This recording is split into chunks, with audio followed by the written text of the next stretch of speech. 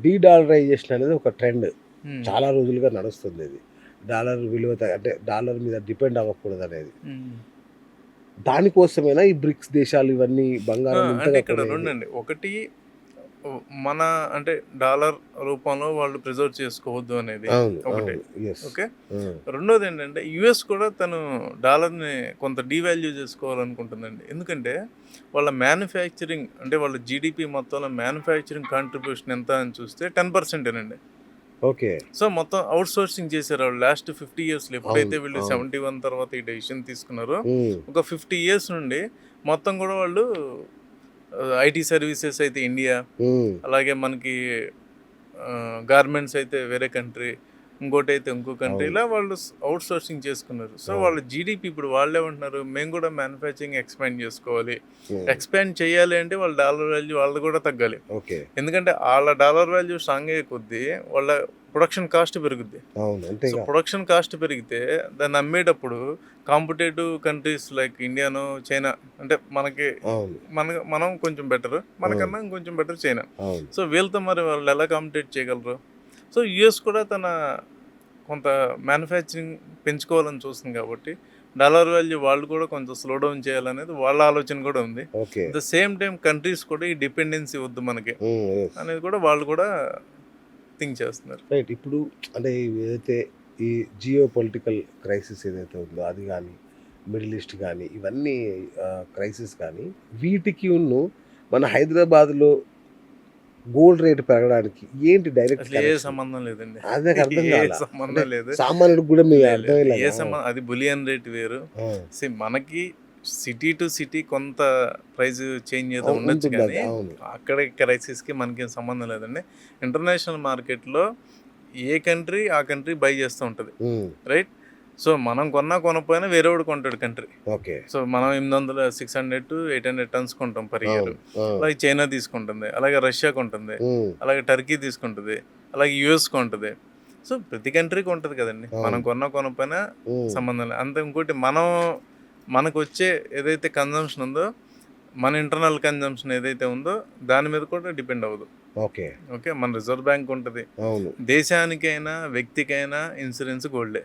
So, ఒక దేశం reserves so, ఈ గోల్డ్ యుద్ధాలకును గోల్డ్ రేట్ పెరగడానికి సంబంధం లేదు. యుద్ధాలకి గోల్డ్ రేట్‌కి సంబంధం ఉంది. ఆ! అంతేగాని అక్కడ జరుగుతున్న దానికి హైదరాబాద్‌లో ఉన్న గోల్డ్ రేట్‌కి సంబంధం లేదన్న అది ఫిక్సే కదండీ. అదే అంటున్నా. ఆ! ఇప్పుడు యూఎస్ డాలర్స్‌లో మనం ఫిక్స్ హ్మ్. $4,600 ఉందనుకోండి. ప్యారలల్‌గా మన రూపీలో కన్వర్ట్ చేసినప్పుడు ఎంత ఉంది? 1,65,000 ఉంటది. అవును. సో, మేబీ హైదరాబాద్‌లో ఇంకో 100లో కొంచెం చేంజ్ ఉంటుంది. City to right. City right. ఉంటాయి. ఎందుకంటే వాళ్ళు డిఫరెంట్ సోర్సింగ్ డిఫరెంట్‌గా ఉంటది కాబట్టి కొంత వేరియేషన్ ఉండొచ్చు. అవును. సో, అట్లా not only Hyderabad right. Rate స్టాండర్డే కదా! That's what. అంటే నేను జస్ట్ ఒక పాయింట్ లాగా చెప్పా హ్మ్. హైదరాబాద్ హ్మ్. అనేది. హ్మ్. ఆ యుద్ధానికి దీనికి లింక్ ఉందా అనేది నా డెఫినెట్‌గా ఉద్దేశ్యం. ఉంటది కదండీ. ఎగ్జాక్ట్‌లీ. జియోపొలిటికల్ టెన్షన్స్‌లో హ్మ్. డెఫినెట్‌గా హ్మ్. ఆహ్, గోల్డ్ రేట్ ఇంపాక్ట్ అనేది గోల్డ్ మీద ఎప్పటికప్పుడు ఉంటది. ఇంపాక్ట్ పడుతూనే ఉంటది. ఉంటది. అందుకనే అండి మారుతూ ఉంటది. ఇప్పుడు అందుకనే మనం రైట్. 1 ఇయర్ బ్యాక్ సినారియో చూసినప్పుడు 1 ఇయర్ బ్యాక్ ఉన్న జియోపొలిటికల్ కండిషన్స్ వేరు. అప్పుడు వార్ అవును. లేదు, ఏం లేదు. ఏం లేదు. అప్పుడు ఒక డిఫరెంట్ స్టోరీ. అప్పుడు డీడాలరైజేషన్ ఇదంతా నడుస్తుంది. ఇప్పుడేంటి వార్ వచ్చింది.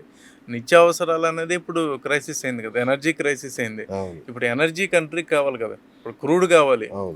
Crude by ప్రొడక్ట్‌లు. క్రూడ్ మీద ఒక 30, 40 బై ప్రొడక్ట్‌లు ఉంటాయి. అవును. ప్లాస్టిక్ ఉంటది, కెమికల్స్ ఉంటాయి, స్పెషాలిటీ కెమికల్స్ అవును. ఉంటాయి. ఇవి క్రైసిస్ వచ్చినప్పుడు బంగారం అనేది సెకండ్ ప్రయారిటీకి వెళ్తది కదండీ. అవును. ఫస్ట్ ఎకానమీ నడవాలి కదా! అవును. సో, అక్కడ కొంచెం అవసరమైతే వాళ్ళు అమ్ముతారు. మళ్ళీ కొంచెం ఎకానమీ సెట్ అయినప్పుడు మళ్ళీ గోల్డ్ బై చేస్తారు. సో, నా దగ్గర ఇక్కడ 2 విషయాలు గమనించాలండి. డీడాలరైజేషన్ అంటే డాలర్ ఉండదని కాదు. హ్మ్. Transitions will be in the dollar. Okay. Right. Transactions అన్నీ కూడా డాలర్స్‌లో జరుగుతాయి. హ్మ్. కానీ నా దగ్గర ఎక్సెస్ మనీ ఉంది. ఎక్సెస్ డాలర్స్ వచ్చినప్పుడు నేను డాలర్స్‌లో కీప్ చేయను. హ్మ్. నేను బంగారంలో కీప్ చేసుకుంటా. ఓకే. నా ట్రాన్సాక్షన్స్ అన్నీ డాలర్స్‌లో జరుగుతాయి. నాకేదో ఒక 100 బిలియన్ ఉంది నా దగ్గర ఎక్స్‌ట్రా అవును. వచ్చిన ప్రాఫిట్. అవును. అవును. దాన్ని నేను ఇదివరకు ఏం చేసేవాడిని డాలర్స్ రూపంలో పెట్టుకునేవాడిని రిజర్వ్ కింద. హ్మ్. ఇప్పుడు దాన్ని నేను బంగారంలోకి మార్చుకుంటాను. రైట్. So, right. అది మెయిన్ అండి ఇక్కడ. మనం ఓకే. అర్థం చేసుకోవాల్సింది అది. రైట్. డీడాలరైజేషన్ డాలర్ ఉండదని కాదు. ఓకే. యాహ్! అదేలెండి. కొంచెం వాళ్ళ దాని కరెన్సీ కూడా వాల్యూ పెంచుకోవాలి. ఇంటర్నల్‌గా వాళ్ళు ఆ యెస్. రిజర్వ్స్‌ని బంగారం రూపంలో మార్చుకుంటారు. మార్చుకోవాలి. యాహ్! రైట్. ఇంకొకటి సార్ ఇప్పుడు ఆల్మోస్ట్ 2,00,000లకు దగ్గరలో వస్తుంది గదా! హ్మ్. సో, ఒక అంచనా ఏంటంటే రాబోయే 5 ఏళ్లలో 4,00,000కి చేరుకుంటది బంగారం. తులం బంగారం. హ్మ్. అనేది ఒక అంచనా. నిజమేనా? అట్లా అంత అవుతుందా? అంటే మనం ప్రిడిక్ట్ చేయలేం కానండి. అదే హ్మ్. చెప్తున్నా. హ్మ్. మళ్ళీ హ్మ్. మీరు ఎందుకంటే ఎక్కువ ఆస్ట్రాలజర్‌లతో నన్ను అందుకే నేను ప్రిడిక్షన్ చెప్పాలని సర్వే చెప్పా.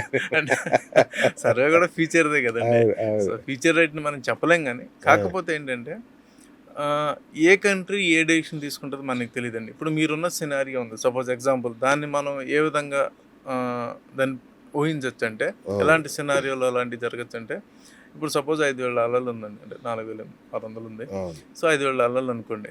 ఓకే. మీరన్నది 10,000 డాలర్లు. అవును. అంటే ఇప్పుడు యూఎస్ డెట్ ఉంది. యూఎస్ డెట్ ఏంటి 39 ట్రిలియన్స్ ఉంది. హ్మ్. సో, వాళ్ళు డెట్ క్లియర్ చేయాలి. క్లియర్ చేయాలంటే యూఎస్ దగ్గర ఎంతుంది?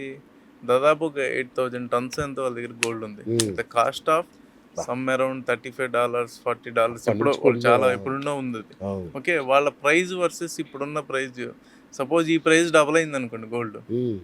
వాళ్ళు ప్లస్‌లోకి వచ్చేస్తారు కదా! వాళ్ళ డెట్ అవును. అనేది తగ్గిపోతది. అవును. లేదు ఇఫ్ ఒకవేళ యూఎస్ తన అసెట్ వాల్యూని పెంచుకోవాలనుకుంది. హ్మ్. ఎవరైనా మీరు అమ్మండి. $10,000 వరకు మేము కొంటామన్నారనుకోండి. హ్మ్. సో, ఆటోమేటిక్‌గా వాళ్ళ రిజర్వ్స్ పెరుగుతాయి. అంటే హ్మ్. ఇలాంటి అబ్నార్మల్ సినారియోస్ జరిగిందనుకోండి.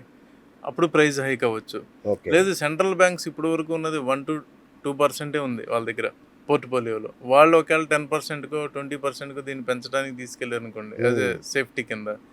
సో, అప్పుడు పెరగడానికి అవకాశం ఉంది. లేదు ఎకానమీ కొంచెం స్టేబుల్ అయింది. సో, ఇదే డీడాలరైజేషన్ కంటిన్యూ అవుతూ ఎప్పుడైతే ఎకానమీ స్టేబుల్ అయిందో, కొంత వాళ్ళకి ఎకానమీ మళ్ళీ బూస్ట్ అయినప్పుడు కంట్రీస్‌కి ఎక్సెస్ మనీని మళ్ళీ గోల్డ్‌లోకి పంప్ చేయొచ్చు. హ్మ్. సో, ఇయన్నీ సినారియోస్ మన మన ముందున్నాయి కాబట్టి అవును. ఏదైనా జరగచ్చు. సో, జరగకూడదనేది ఏముందండి. రైట్. సో, ఇప్పుడు కాలం మారింది. మనం చాలా ముందుకెళ్ళిపోయాము. డిజిటల్ కరెన్సీ వచ్చింది. డిజిటల్ అసెట్స్ వచ్చాయి. తర్వాత క్రిప్టోలు ఇట్లాంటివి చాలా వచ్చినా సరే, గోల్డ్ ఎందుకు ఇప్పటికీ సేఫ్ హేవెన్ అనే ఫీలింగ్‌లో ఉంటుంది సార్ అది? అంటే అదే అండి మనం ఇందాక కూడా హ్మ్. అనుకున్నట్టు గోల్డ్‌కి జియో పొలిటికల్‌కి ఎక్కడ అబ్జెక్షన్ లేదు. ఓకే. గోల్డ్ ఎక్కడైనా గోల్డే కదండీ. రైట్. అవును. సో, అది అమెరికాలో అయినా గోల్డే, ఇండియాలో అయినా గోల్డే, చైనాలో అయినా, అవును. ఇటలీలో అయినా ఎక్కడైనా గోల్డే. అవును. Right gold has a value. ఆ వాల్యూ అనేది కరెన్సీతో సంబంధం లేదు. ఓకే. తర్వాత గవర్నమెంట్‌లతో సంబంధం లేదు. అది వాల్యూ ఈజ్ వాల్యూ. అవును. అది ఏన్షియంట్ టైమ్ నుండి ఉన్న వాల్యూయే గదండీ. అవును. అదే సో, అంటున్నా. Metal, rare metal. అంటే అవును. దానికున్న పెక్యులియర్ క్యారెక్టర్ అండి. ఇప్పుడు మనం పీరియాడిక్ టేబుల్‌లో అన్ని మెటల్స్ ఉంటాయి కెమిస్ట్రీలో. కానీ మనిషి మరి గోల్డ్ మీదే ఎ- అదే ఎందుకు అంటున్నా. అవును. ఎంత ట్రేడ్ చేస్తాడు? ఎందుకు ఇంత గోల్డ్ మీద డిస్కషన్ నడుస్తదంటే దానికున్న పెక్యులియర్ క్యారెక్టర్. ఓకే. అది దాని యూసేజెస్ గానివ్వండి, రస్ట్ హ్మ్. పట్టదు. అవును. అదర్ మెటల్స్ లాగా కాదది. ఓకే. సో, మనం యూజ్ చేస్తాం గదా! అవును. Gold is a status symbol. అవును. అంటే అంతేగా. ఒక రకంగా అయ్యో! ఒక అది రకమేంటి సార్? మీరు ఇంతకుముందు అన్నారుగా పుట్టిన పిల్లాడికి హ్మ్. బంగారం పెట్టడం దగ్గర నుంచి అంటే ఒక పెళ్ళేంటి సెక్యూరిటీతో పాటు ఇండియాలో యెస్. సెక్యూరిటీ అనేది ఒక పార్ట్ అయితే, అవును. ఇంకోటి మన స్టేటస్ సింబల్ కూడా అది. అవును. సో, ఇంకా దాని వాల్యూ ఎలా తగ్గుతుందండి? హ్మ్. Right sir. అంటే ఇంతకుముందు అడిగితే మీరు బహుశా నవ్వినట్టున్నారు ఒక ప్రశ్న. అంటే రియల్ ఎస్టేట్‌కును గోల్డ్‌కి